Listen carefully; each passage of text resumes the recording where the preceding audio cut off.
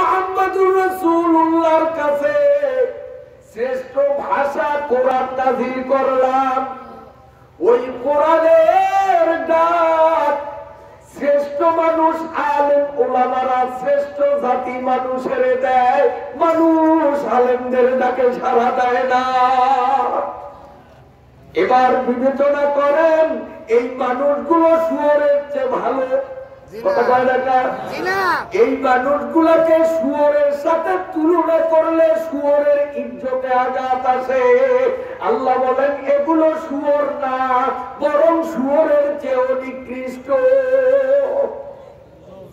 শুয়োরের চেয়েও নিকৃষ্ট। শ্রেষ্ঠ আল্লাহর শ্রেষ্ঠ কালাম কোরআন, শ্রেষ্ঠ মানুষ আলেম ওলামারা দাওয়াত দিতেছে, নামাজ পড়ো, রোজা রাখো, পর্দা করো, মালে বেজাল দিও না, সুদ খাইও না, গুড় খাইও না, দিও না, তাস খেলাইও না, জুয়া খেলাইও না। এগুলাকে আলেমরা কয় না? কোরআন আয়াত দিয়ে না? যেমন শুনিয়ে দিয়ে আল্লাহ বলেন ইন্নামাল খামরু ওয়াল মাইসিরু রিজসুম মিন আমালিশ শাইতান।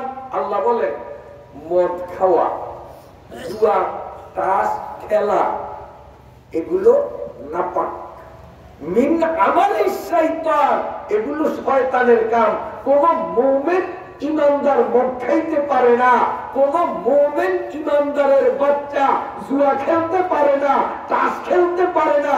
যদি মদ খায় আর জুয়া তাস খেলে তো আল্লাহ গ্যারান্টি দিয়ে দিলেন রিজসুম মিন আমালিশ শাইতান। এটারে দেখতে মানুষের মতো দেখা গেলেও এটা কিন্তু মানুষ শুধু শয়তান। তাহলে যারা তাস খেলে যুবকরা ওরা মানুষটা শয়তান, যারা মদ খায় মানুষটা শয়তান। মিনাল জিন্নাতি ওয়ান নাস। আল্লাহ বলেন শয়তান দুই প্রকারের, এক প্রকার অদৃশ্য শয়তান, জিন দেখা যায় না, আর এক প্রকার দৃশ্যমান শয়তান, এগুলো হলো মানুষ। মানুষ শয়তান। শয়তান হওয়া ভালো না মানুষ হওয়া ভালো? এই যুবকরা ধরে পাও শয়তান হওয়া ভালো না যুবক হওয়া ভালো? যদি মদ জুয়া পেন্সিলিং এগুলি আগে যা খাইতে আরো বেশি খাইবা, তাস আগে যা খেলতে আরো বেশি খেলবা, বড় শয়তান হইতে পারবা, কোনো অসুবিধা নাই। রাখো সত্যি রে বাবা, রাখো সত্যি। তাকেই বলছি ডিসক্রিপশন করব, ঔষধ নির্বাচন করব, যে বাঁচতে হলে মানুষ মানুষ হয়ে কবরে কিভাবে যাইতে পারি সেই পথটাকে দেখিয়ে দিতেছি। আল্লাহ আমাকেও আমলের তৌফিক দান করুক, সকলকে আল্লাহ তাআলা তৌফিক দান করুক, আমিন। আমার আল্লাহ বলেন মা আতাকুমুর রাসূল ফাখুযুহু ওয়া মা নাহাকুম আনহু ফান্তাহু। আল্লাহ বলেন ও দুনিয়ার মানুষরা, আমার ইবাদত তোমরা করবা, এটাই আমার কাম্য, আমার উদ্দেশ্য। ইবাদতটা কোন পদ্ধতিতে করবা সেটাও আমি বলে দিলাম। মা আতাকুমুর রাসূল ফাখুযুহু। আমার নবী তোমাদেরকে যা করিয়া দেখাইয়া দিয়েছেন, বলিয়া গেছেন, সেইগুলিকে তোমরা করো। আমার নবী যেগুলো নিজে করেন নাই, অন্যদেরকেও নিষেধ করিয়া গেছেন, সেগুলির কাছেও তোমরা যাইও না। এই করা আর না করা দুইটার নাম হইল ইবাদত। দুইটার নাম কি? ইবাদত। নামাজ পড়া যেমন ইবাদত, তোমার কোন সমবয়সী বন্ধু তোমারে ডাকে লড়ে বাগানের কোনায়, ওই জায়গায় চেয়ারম্যানে টের পাইব না, সৈদারও টের পাইব না, ওই নবী আমরা তাস খেলাবো, জুয়া খেলাবো, চল। তখন তুমি তাকে না, আমি মানুষ, আমি শয়তান হইব না, যাব না। এই যে তুমি গেলা না, না যাওয়াটাও তোমার জন্য ইবাদত।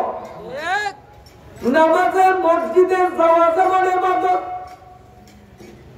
মুয়াজ্জিনের দাওয়াত পাইয়া, তোমার বন্ধুর দাওয়াত পাইয়া তাসে যাইরা না, এই না যাওয়াটাও তোমার জন্য হবে ইবাদত। নেগেটিভ পজিটিভ দুইটা, ইতিবাচক নেতিবাচক দুটো মিলিয়েই হবে ইবাদত। আল্লাহ রাব্বুল আলামিন স্পষ্ট কষ্ট হয়নি আপনাদের আমাদেরকে সুস্পষ্ট ভাবে বলিয়া দিয়েছেন আমার নবীর আদর্শের উপরে দুনিয়ায় কোনো আদর্শ নাই। অতএব আমার নবী তোমাদেরকে যেই আদর্শ যেই রীতিনীতি দিয়ে গেলেন সেইটাই তোমরা অবলম্বন করো। লাভটা কি হবে? আল্লাহ তাআলা বলেন আমার নবীর যদি তোমরা অনুসরণ করো তোমার নামাজে, তোমার রোজায়, তোমার হজে, তোমার যাকাতে, তোমার দোকানদারিতে, তোমার কৃষিকাজে, তোমার খেলাধুলায়, খেলাধুলাও ইসলামে আছে, তোমার ব্যবসা বাণিজ্যে, তোমার অর্থনীতিতে, তোমার রাজনীতিতে, সর্ব সেক্টরে যদি আমার নবীর অনুসরণ তুমি করতে পারো আমি আল্লাহ তোমাকে জানাইয়া দিলাম তোমারে শুধু আমি ক্ষমা করেই ক্ষান্ত হব না, তোমার কৃত পাপ গুলাকে আমি আল্লাহর কুদরতে মেশিনে ঢুকাইয়া আমি নেক বানাইয়া দেব। পিছনের গুণাগুলি আর গুণা থাকবে না, কি হবে? একদিন আবু বকর আর উমর দুইজনে এক মজলিসে। এখন আবু বকর রাদিয়াল্লাহু তাআলা আনহু উমরের কয় উমর, ও উমর আমার থেকে তো তোমার নেক অনেক বেশি। উমরে কয় না আপনি কি বলেন, আপনি যেইভাবে নামাজ পড়েন আমি কি ওইভাবে করতে পারি? আমার থেকে নেক আপনারই বেশি। কয় না তোমার নেক বেশি, তোমার নেক বেশি। আমার নেক বেশি, আপনি যুক্তি দেন। যুক্তি হইল এক সময় তুমিও কাফের ছিলা আমিও কাফের ছিলাম। কে কয় কথা বলেন? আবু বকর। এক সময় আমিও কাফের ছিলাম তুমিও কাফের ছিলা, দুজনেই কাফের ছিলাম, কিন্তু কাফের থাকা অবস্থায় শয়তানি বান্দরামি, হ্যাঁ এরপরে দুষ্টামি গুন্ডামি সোসামি আমি তো অতটা করি না। কারণ আবু বকর রাদিয়াল্লাহু তাআলা আনহুর জন্ম থেকেই উনি হলেন ঠান্ডা প্রকৃতির মানুষ, দরবেশ টাইপের মানুষ, নরম সরম। আর উমর আবু বকরের মতো নরম। রাসূলুল্লাহ কল্লা কাটতে আরবের একজন সাহসীও মাথা উঠাইল যে আমি পারবো, পারছে মাত্র একজনে, কিনা উমর। এটা আমি আর আবু জাহেল একা, তুমি ছাড়া আরবের মতো লোক দুনিয়াতে নাই। তাহলে এটা বড় নোডা না ছোট নোডা? বড় নোডা না? তো হ্যাঁ এটা তো ঠিকই। আমি যে নোডামি করছি এত নোডামি তো সৌদি আরবে কেউ করতে পারে না। আমরা তো দরবেশ মানুষ, আপনি ভাবেন এইবার সাইজ হইতে আছে। এখন তুমিও মুসলমান হইছ আমিও মুসলমান হয়েছি, তুমিও নবীর অনুসরণ করো আমিও নবীর অনুসরণ করি।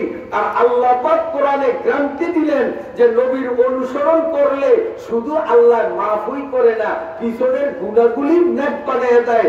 এখন তো মুসলমান হওয়ার পরে নবীর অনুসরণ দুজন যখন করা ধরলাম, আল্লাহ আমারও মাফ করছে তোমারও মাফ করছে, কিন্তু অতীত জীবনে আমার তো গুনার পরিমাণ কম, তোমার তো গুনার পরিমাণ বেশি। তা আমার গুনাহও নেক হইছে তোমার গুনাহও নেক হইছে। এখন তুমি ফয়সালা দাও নেক কার বেশি? আপনারা কোন কার বেশি? হে কার বেশি? ওমরের বেশি না? ওমর কয় ঠকিয়া গেলাম যুক্তিতে। এ তোমার চট্টগ্রামের যুবকরা উমরের মতো তো গুন্ডামি পান্ডামি বদমাশি তোরা করস নাই, বেশিতে বেশি একটু টাচ খেলছ, আরেকজনের খোপ চুরি করিয়া হাঁস নিয়া পিকনিক করছ, ইত্যাদি ইত্যাদি। উমরের মতো তো রসুলের কল্লা কাটার জন্য তলোয়ার নিয়ে লাভ করে, ঠিক না?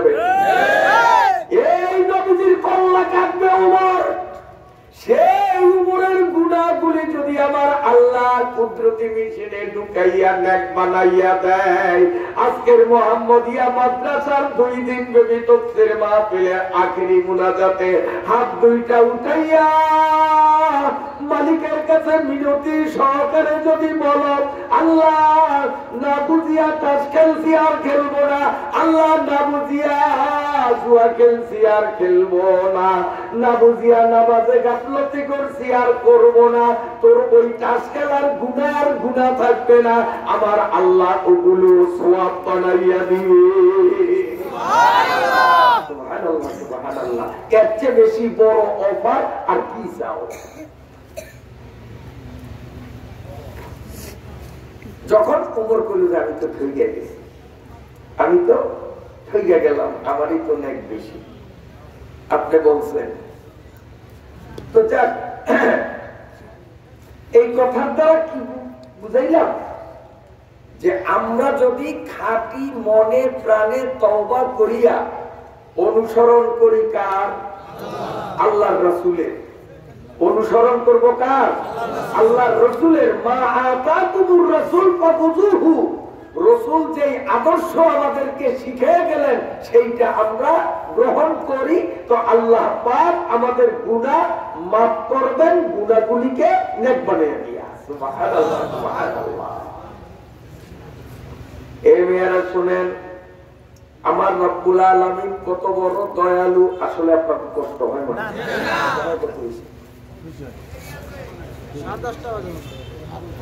আল্লাহ আল্লাহ আল্লাহ, কষ্ট হয় না? কাইও তো শুনছেন আপনারা। হ্যাঁ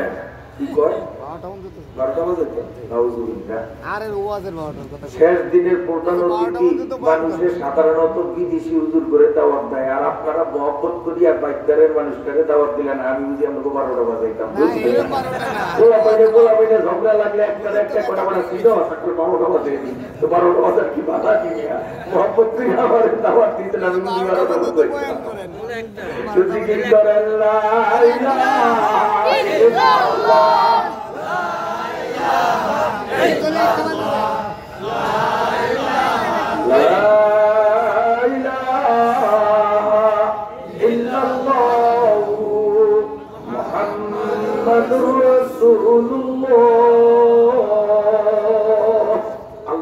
কত দয়ালু। এই যে গুনাহ মাফ করিয়া গুনারে আবার নেক বানাইবে, তুমি দয়ালু না কঠিন? কত দয়ালু দেখেন, কত দয়ালু। একটু বলি, কিতাবের মধ্যে লিখছে কিয়ামতের মাঠে এক ব্যক্তির হিসাব নিকাশ নিয়ে দেখবে যে তার নেক অল্প, বদ বেশি। ফয়সালা হবে জাহান্নামের। ফেরেশতারা হ্যান্ডকাপ লাগাইয়া জাহান্নামের দিকে ছেঁচে নিয়ে যাবে। কদ্দুর নেওয়ার পরে আল্লাহ পাক জিবরাইল কই, জিবরাইল আমার কোন যায় মানে না, আমার হাতে গড়া বন্দাটারে ফেরেশতারা দোজখে নেয়, আমি আল্লাহ সহ্য করতাম পারি না। জিবরাইল তো কয়, আল্লাহ আপনি সহ্য না করিয়া কি করবেন? ও তো আকাম করছে, জান্নাতে যাওয়ার কাম তো করে নাই। মসজিদে চলছে নামাজ আর ও ইউটিউব লিয়ে ব্যস্ত। আপনার কথা শোন নাই মনে আছে? আছে।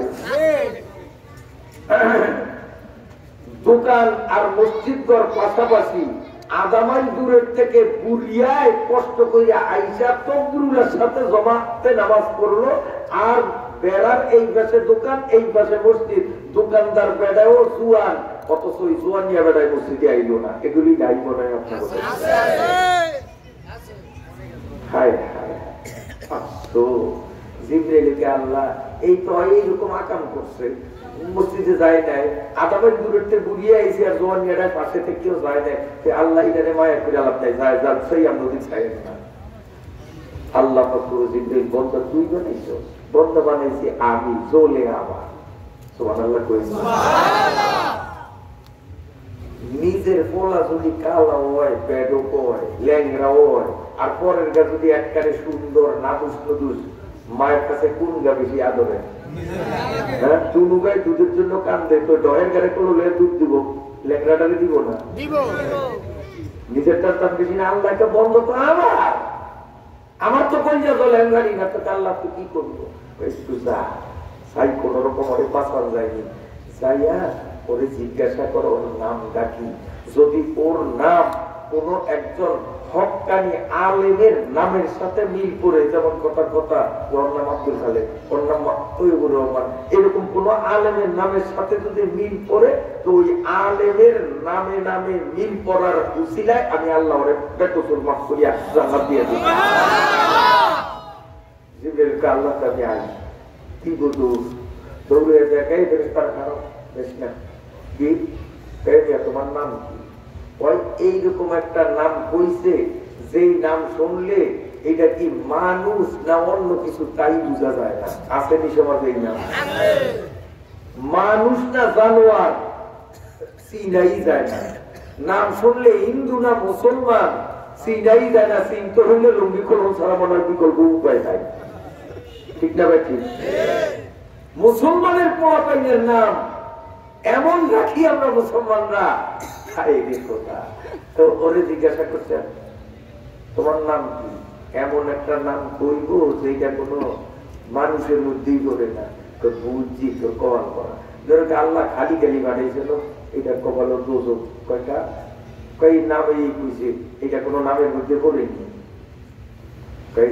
আবার একটু যা আল্লাহ যায় লাভ নেই, যাইয়া খালি একটু জিজ্ঞাসা করবি যে ওর বংশের মধ্যে কোনো আলেম আছে কিনা, যদি ওর ছেলে হোক নাতি হোক নাতির ঘরের পুতি হোক, যদি একটা আলেম থাকে আমি আল্লাহ ওই আলেমের উসিলায় আমি এত দয়ালু, আমি আমার বন্দারে একটা জান্নাত দিয়ে দেব, মুক্তি দিয়ে দেব।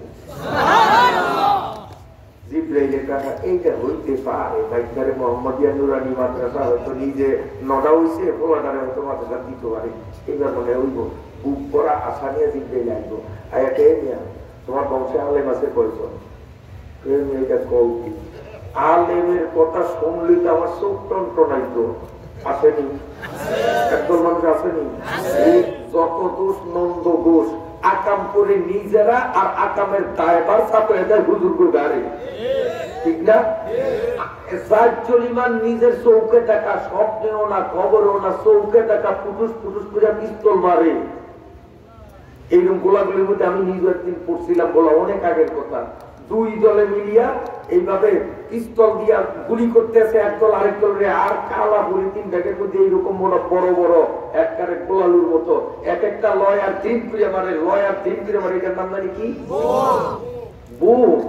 হ্যাঁ তো আমরা জানি না, হ্যাঁ জানি না, এরকম মারে। এরকম গোলা কালীনাথ বাজার করিয়া সাইকেল চালাইতাম, তখন অনেক আগের কথা, মোটর চলেছে না, বলে সালার সাইকেল থাউকার যান বাঁচান দরকার, এক পাশার মধ্যে ঢুকিয়ে দিচ্ছে।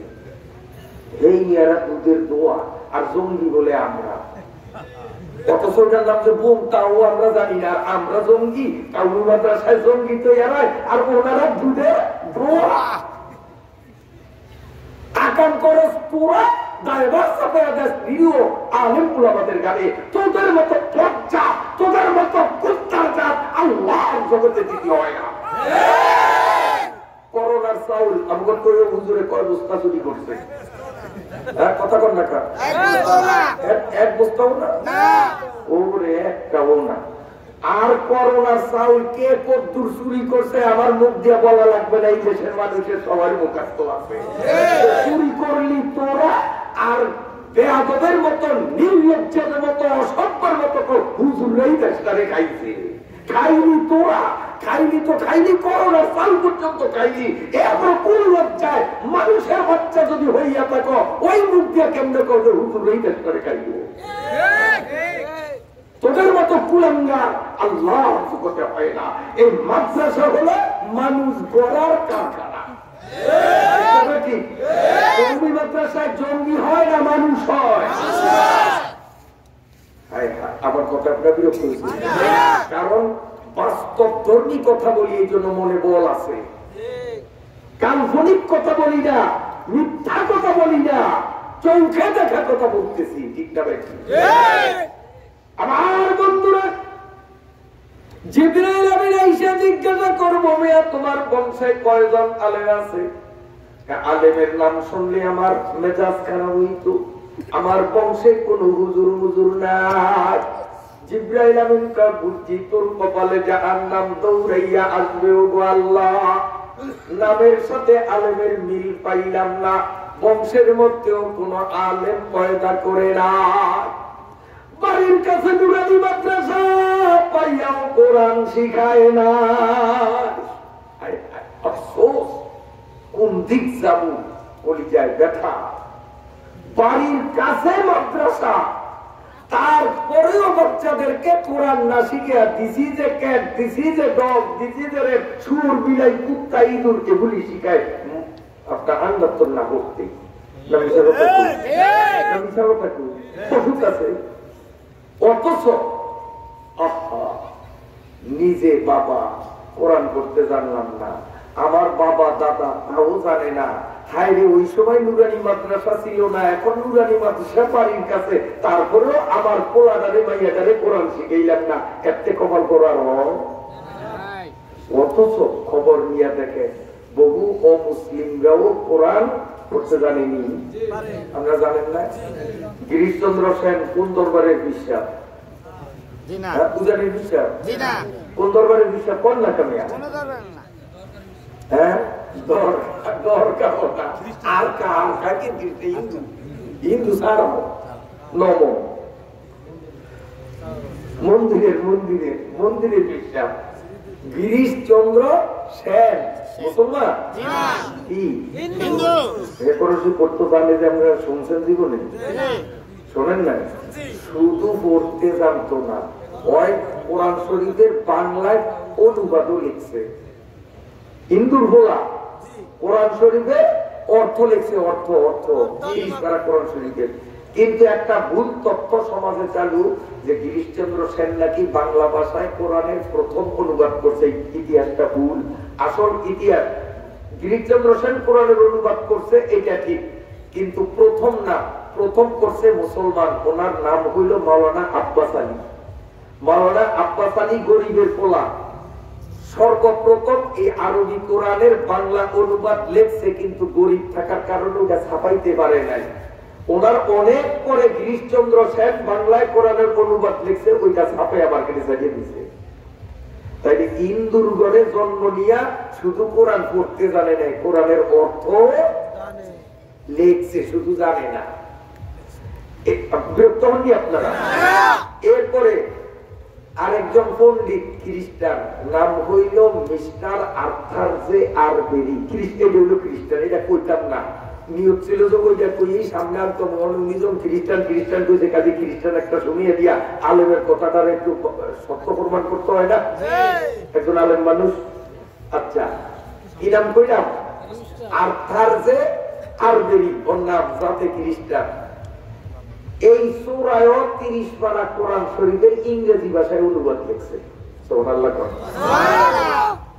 এই আর্থার যে আরবেরি কোরআন শরীফের অনুবাদ যে লেখছে ইংরেজিতে, ওর মাতৃভাষা ইংরেজি, ও তার সেই অনুবাদের শুরুতে কয়েক পৃষ্ঠাব্যাপী আমাদের কোরআনের প্রশংসায় অনেক উন্নত মানের সুন্দর সুন্দর বক্তব্য লিখছেন। এই খ্রিস্টানের বাচ্চা আমাদের কোরআন সম্বন্ধে তার ওই অনুবাদের ভূমিকায় লেখেন,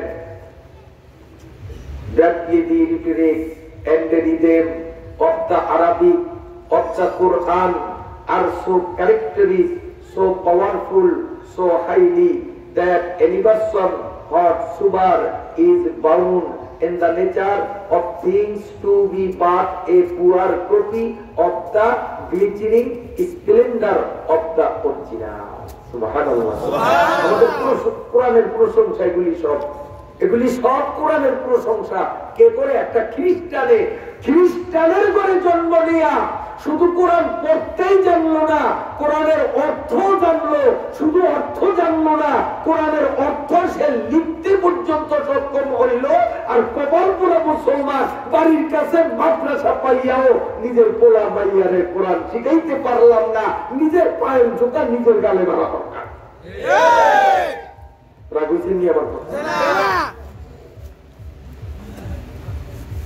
আল্লাহ আল্লাহ আল্লাহ। এখন জিবরিল কোন মাহবুব না কাবুল না, এটা তো দুই দুই ওর বংশে কোনো আলেমুলিম নাই। আল্লাহকে জিবরাইল আবার আল্লাহ খালি খালি পাঠান কি জন্য? রাস্তা আরেকবার কি করতাম, যাইয়া জিজ্ঞাসা কর ওই কোন আলেমের সাথে কোনোদিন দুস্তি করছেনি, মহব্বত করছেনি। তো ওই হুজুরের দেখে আছে হুজুর অনেকদিন ধরে দেখছে একটা চা খান, এরকম কোনোদিন কোন হুজুর ওগুলোকে ভালোবাসাতে আইছেনি। যদি জীবনে একবার, শুধু একবার কোন আলেমের সাথে এরকম মহব্বতপূর্ণ ভাব যদি দেখাইতে পারে, তো আমি আল্লাহ ওই আলেমের ইজ্জতে আমার এই নাফরমান বন্দারে আমি মাফ করে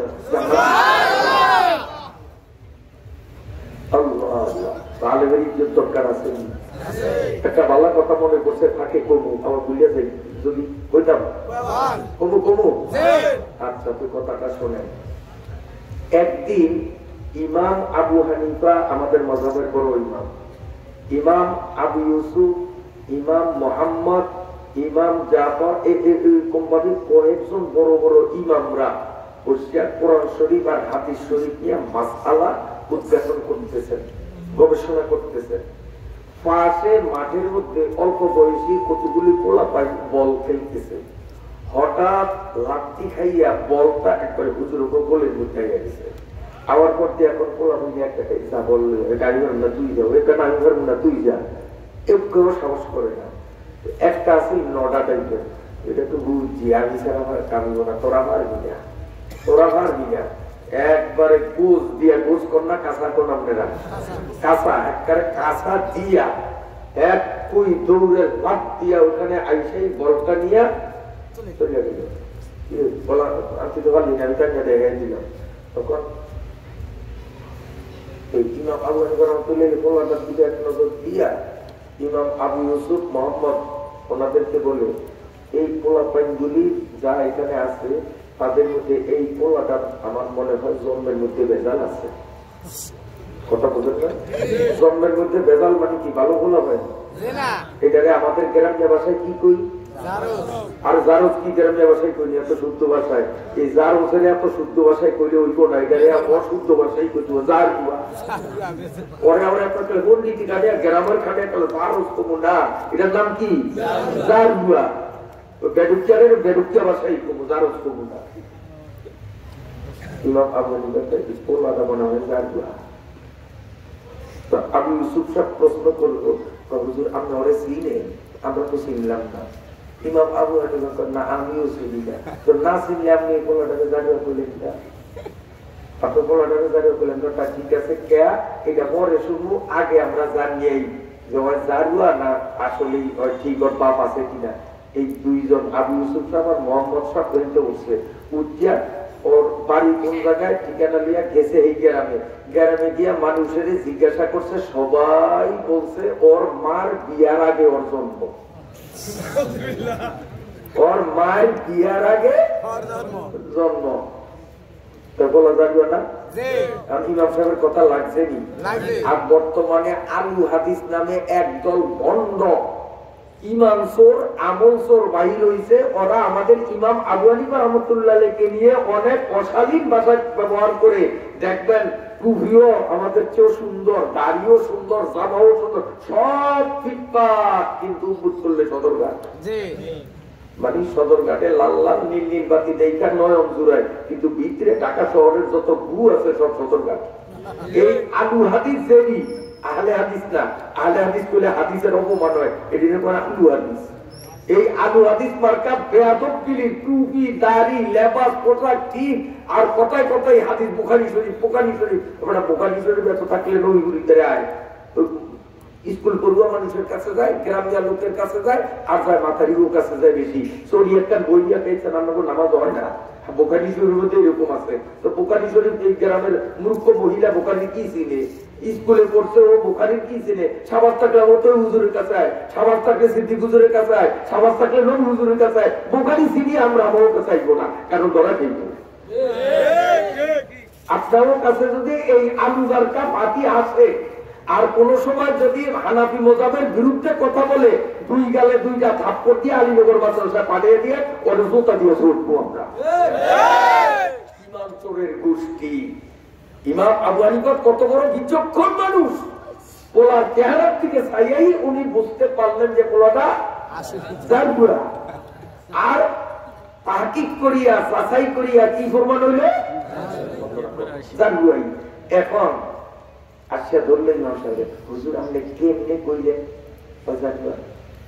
পরে তো ছিলেন না এতগুলি পড়া পাইনি একটা আরেকটা গেলে কেউ আসতে রাজি না সবাইকে বড় বড় হুজুররা এলো গেলে আমি জানি না প্রত্যেকেরই একই কথা হুজুর বলে হুজুর বল আনলে আমি যেমন আর এই আমি এত হুজুর হুজুর বুঝি না বললে খেলার টাইম যায় তাহলে জাগুয়া না হইলে আলেমদের সাথে বেয়াদবি কেউ করে না এই বর্তমান সমাজে যে সমস্ত কুলাঙ্গারের গোষ্ঠী হত্যা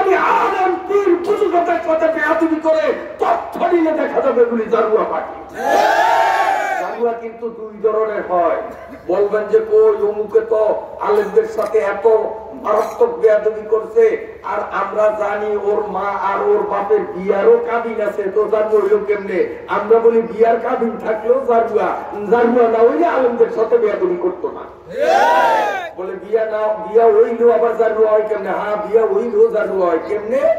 প্রত্যেক মাসে মহিলাদের একটা পিরিয়ড আছে, 3 দিন থেকে 10 দিন পর্যন্ত একটা পিরিয়ড আছে। মুরব্বীরা ছোট্ট পোলা পাই আছে, আর বাড়তে পারলাম না, বোঝেননি আমার কথা আপনারা? প্রত্যেক মহিলাদের প্রতি মাসে 3 দিন থেকে 10 দিন একটা পিরিয়ড, একটা ব্যারাম আছে।